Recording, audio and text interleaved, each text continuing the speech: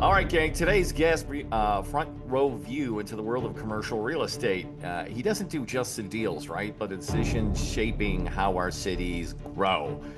Gordon Lanphere, from a young age, has worked across development, investment, and market strategy, giving him a very valuable perspective on where real estate is heading right now and how it equates for communities, businesses, and entrepreneurs like Gordon, like me, like a lot of you. All right, Gordon, welcome to the show. Did I miss anything? No, it's generally true. I mean, I like real estate, I like business, and I like how communities grow, and I find that fascinating. Well, that's a core that we have together, and I think a lot of people think about that too. Even people that don't do real estate think about their communities and how it affects their everyday life. Great, great, great. So, real quick then, Gordon, what was the defining moment, right, when you're a kid or adult that lured you into commercial real estate? What happened? Well, I think the thing that really got me interested in commercial real estate as a kid and then as an adult are two separate things. So I'm one of those weird oddballs that I spent most of my life in and around the business. And as a kid, I used to love just, construction and building, and just like so many kids love Yeah. Bob the Builder or all those little construction related uh, stories. And so just seeing a bulldozer or a crane or a skid steer, anything construction related, I thought it was so cool to watch your community being built up. And Yeah. so that's what got me into it as a kid. What got me into it as an adult is watching like how communities grow and are focused around the physical space. And it's just such a powerful experience to like make and manage physical spaces that improve people's lives. And I know that's like super corny, but Yeah. I enjoy my job every day. All right. Yes. And you read through the headlines of where the office is and all that, and where commercial real estate is. Are there any misconceptions between the lines that people are missing? Right. So you get the multimedia, the mainstream media, feeding us information about commercial real estate. What message aren't they getting that you're seeing going on right now in the industry? So I think so I've been on a couple podcasts recently that haven't come out, and maybe they will have come out by the time this podcast comes out, with architects on our podcast, the Real Finds Cool. podcast. Cool. Yeah. And we've had conversations about the office as supply and demand issue, and that's what most people talk about is that it's a supply and demand issue, right? But I don't think that's the whole picture. I think there's also an issue just of like we've designed physical spaces around a model that doesn't work in the 21st century, and we've tried to fit uh, a, a square peg into a round hole. Hmm. And Right. like as we um, look at how the human brain functions in a workday and how humans interact with each other, I think we can start to adjust those spaces and kind of create more um, functional workspaces for the 21st century. And like that's where I think a huge percentage of the office vacancy problem comes from. Because like there's a lot of spaces that just don't work for people. Yeah. And to even spend a 15-minute commute, you really need a reason to come in, right? You need a reason to get out of bed I every definitely day. need a reason. Gordon, I'm an urban planner, and what I think about the office space is its own ecosystem, its own town. I mean, you're Yeah. spending, 2/3 of your life, if you go every day in the office for 9, 10 hours, in that office, in that town, in that ecosystem. Are there any improvements? Are there people out there working on that to improve? I know the models of the office are changing, more of an open concept, an open bar concept, but I view it as kind of living like in a traditionally designed neighborhood where you've got your office, you can front socialize with the office, but you need somewhere to go private as well. Is there any thoughts on that? So I think one of the biggest things is you hear words like diversity thrown out. And diversity is often this word that, it gets all these political Sure, associations. for And sure. like Yeah. that's that's not what we're talking about today. We're talking about physical spaces being diverse. And physical spaces need to be diverse because people and how they work are diverse, right? You and I are different. Everybody you meet is different. And so everybody's brain works differently. And at most businesses, it's not set up like Henry Ford's manufacturing line anymore. So Right. as a result, like everyone has different jobs at work, right? I work in primarily like a sales job. I work with public and private groups and try to um, uh, facilitate complex real estate transactions. And so, like, I need a lot of private space versus like a lot of people that work in our office. They are very cooperative and they need a lot of public space where they can Right. cooperate Yes. and huddle. And so it's Right. like it's all Yes, about building exactly. offices around diverse spaces for diverse workforces. And the other thing that we don't talk enough about is spaces that are biophilic, that What's work biophilic? around. Sorry, what's So, biophilic? so it's this whole principle of spaces that are designed around like the nat human's natural needs, right? So like green spaces, natural light, Yes. spaces Lighting that is have a great big problem in HVAC. offices. Right. Huge issue, huge issue. It's Yes. probably Yes. like lighting and air quality are the Yes. two most untalked about issues. And Why like are they untalked about? What's going on with that? okay, there's a couple of things, right? So like the first thing is lighting's expensive, right? To have window line is expensive because there's Okay. only so much window line.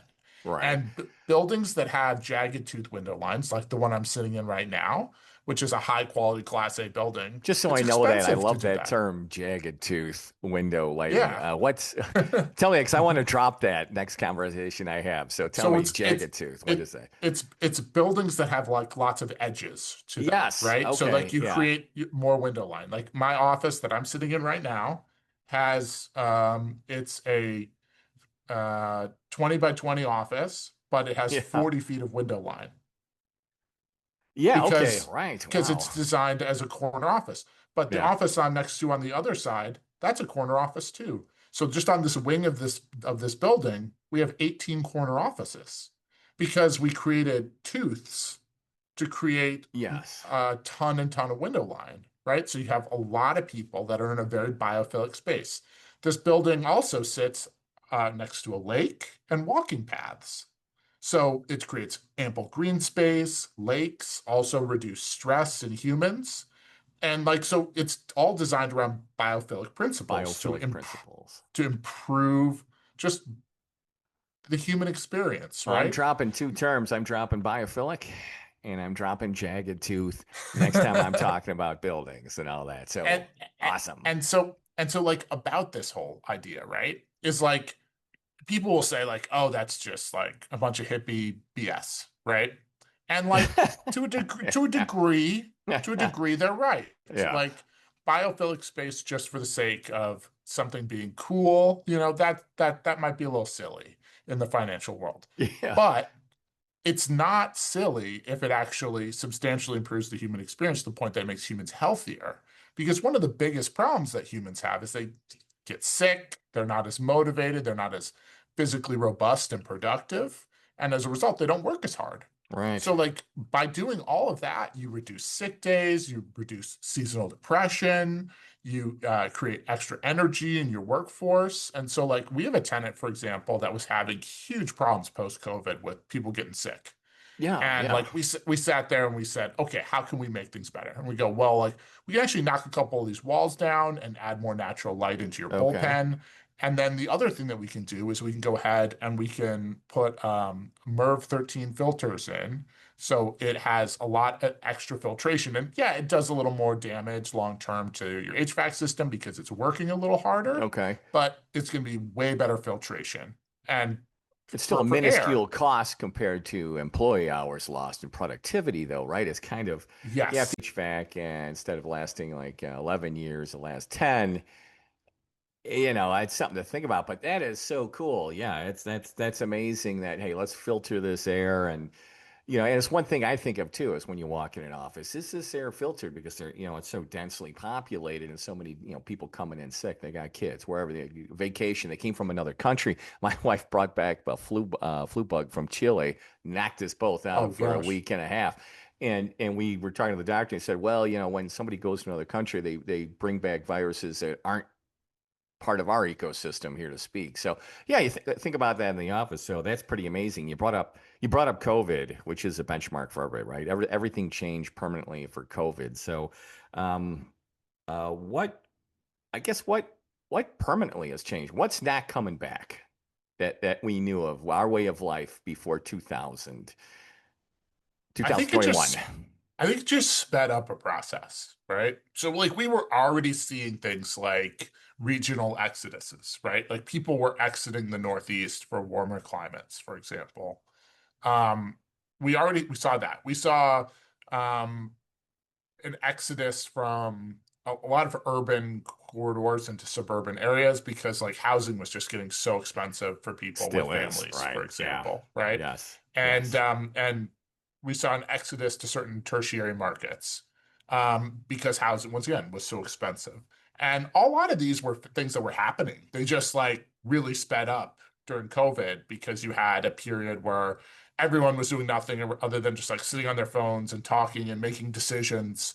And they decided, like, if you're sitting there with your wife and you have nothing else to talk about other than like I'm in this cramped one bedroom and I'm working remote, like maybe it's, the right time to move to Nashville, right? So like you have a lot of those things that sped up conversations. You also had a lot of things in the corporate world that sped up conversations because you had this massive downtime. You had people who were forced to readjust. And that meant that they were forced to readjust to a wide range of other corporate changes and structures and needs, right? So you saw a massive adoption of like hub and spoke methods. You saw a massive adoption um, of remote work and flexible work. We had this massive surge of like people being out or kids being out of school. So you Right. had like Yes. now there's this whole idea, and I know we've talked about this on our podcast a lot about people are much more understanding of people who have to care for somebody else because you had millions of Americans for the first time ever who were caring for people and that they had, beforehand were just in school. And then you have, on top of that, you have all the issues that happened at older folks' homes. And now people are much more hesitant to go into those homes. So you have a lot more people who are in, multi-generational households as That well is a now. big deal as well. So, That's a really so you good just, what you brought up, right? When you talk about COVID, yeah, when you're a kid, you ever play this football game where the board vibrates and you stick the players on football and they're yeah, moving, right? yeah. So what COVID did, right? And that knob on the side turned up that vibration and made everything go faster. So that's a really good way of looking at it, right? Instead of Yeah. change or what stopped, nothing stopped, nothing changed. It just sped everything up 4x, 5x into what we're seeing now, what we're evolving to, which brings up another thing, right? One question I wanted to ask is you're doing a good job, right? So I mean, we're a lot of prognosticators are saying, in the city space, right? The canyon-esque buildings of Chicago, New York, Philadelphia, they're saying we're aiming for a 50% occupancy. Best case scenario, at least for businesses. We'll fill in the other 50% with retail, living, and so forth. So how do you see it? How do you see, is the office as we knew it dead, or is it coming back, and is that accurate, or maybe it could rebound better than we think? So I've become, and I'm gonna to, you know, I hate to be like not a humble person, but we've become really office conversion experts in the last couple of years. And so, like right now, I'm working on probably 5 or 6 deals just in the Chicagoland area Yeah. currently for conversion. Um, When I just had a pitch this. office conversion, meaning, I mean, I guess it's very specific, right? So, but I mean, you're converting, downsizing, converting it to retail, or what are you So doing? converting to all different things, right? So Yeah. I just had a pitch this morning, and we're talking with a group who's owns a number of Chicago offices and potentially multiple at the same time just for them. And it's different for everyone. One is going to be converted to industrial. One is going to be converted to multifamily, and one is going to be converted potentially to mixed use. Now we're talking about them and seeing if it works for the portfolio and strategizing.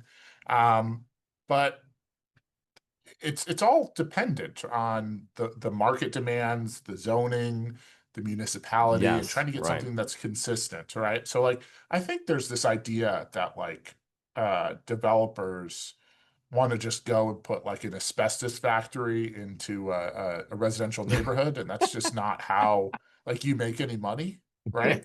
Like and some of it comes from like some developers who have done some pretty bad things in places, and I Like think putting the long term. medical instrument cleaning factories in the middle of a neighborhood and all that. Yeah, so Yeah, yeah, but I think long term, that's just not a way that you make a living as a developer, because like what you end up doing is you end up burning so many bridges with the community that you've burned all your credibility, and then you can never come in again.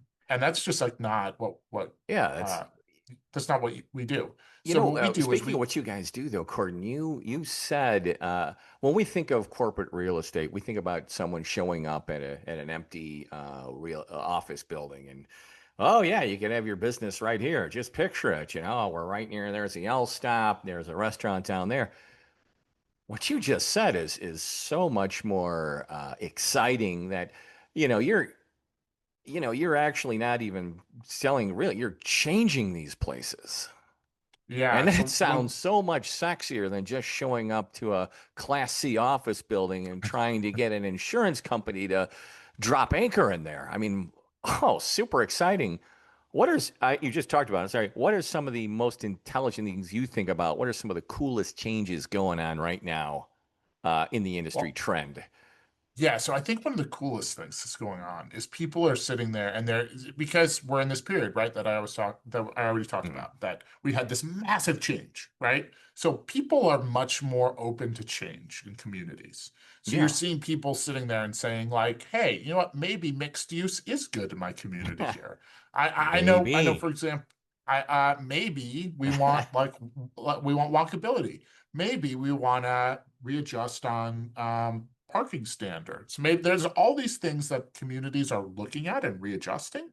And I think like this is a great opportunity for people to do it. And I think the key is you go and you sit down, and we sit down typically with community stakeholders first, and we sit there and go, what are some potential options? Like, here are some potential options we see. Are some of these options consistent with where you would like to see things go? And Right, then we yeah. sit down and with often off market with a number of investors, and we say, here's some potential paths for this asset. Would you like to, pursue this down the road? And try to make a meeting of the minds between groups and kind of help steer a path that works both financially for people and also for community. And like I know for like one project we're creating hopefully we're going to close on this in the next maybe 2 months. Yeah. Um, which will be like a fully walkable multifamily community where it's walkable to industrial, Oh, yeah. office, retail. There are churches nearby and community centers, open green paths, and it's all walkable because that's what people want, right? Yeah. They want that biophilic space, that space where they can walk to work, where they can live, eat, play, build, do everything all in one, right? But like 30 years ago, communities were like, well, no, everyone's just going to want a car. They want to Right. drive in their car. And Yes. COVID has been a great opportunity to sit there and go, how do we grow the community in a way that works for everybody? You Right. just And led into that's, my next question, right? So we're talking about right, 30, 40, 50 years ago. It's called Euclidean code, right? Separation of industry versus living pods, schools, malls over here, right? Which really you got to buy a car to live, and you don't walk, you get sick, die earlier, all that. So, yeah, what you're talking about is changing. What you're doing is marrying, right? Live, work, play all together. And that's yeah. awesome. So I guess what my next question was, right, is what separates thriving townships from struggling ones? They're just townships that people want to live in. And Like what you're it's talking that about right now, simple. that makes people want to live in them, is what you just talked about. Yeah, I mean, it's like everything is both so complex and so simple, right? In life. It is. It's so complex and so simple, Yeah. right? Yes. It's you just create spaces or create communities that people want to live in. And look, that's the simple part. The complex part is actually doing it and actually saying, Yes. okay, like Getting how do we get funding all for these, it too, getting all these right? funding, all these different Yes. stakeholders? How do we put it all together? But ultimately, that's all we're doing. We're sitting there, we're going, when we're looking at a model and we're saying, you know, can do people want to live in it?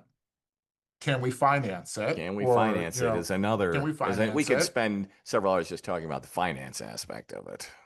Yeah. And can we get it, zoning approved? And, can we get all the approvals legally and do all that? And then can we put all the stakeholders together and, make a meeting of the minds? And sometimes the answer is no. I mean, like probably 60% of the time You get the when I go to no's. these Yeah. pitches and I do it's a It's the no. And hardest thing. Yeah. that's part of my job. But Yeah. if you hit in baseball, you hit 300% or what is it, 30%, 300, Yeah. you're a Hall of Famer. Hall of And Famer. so Yes. that's what we shoot for. We shoot for to try to get a meeting of the minds together Yeah. and create some really cool spaces. Yeah. That's, man, what you're talking about is just amazing. Here's one. Here's a question for you. A deal that you wanted to walk away from, but you're glad you didn't. Something that Uh, sounded like, ugh, I don't want to do this. It's too hard.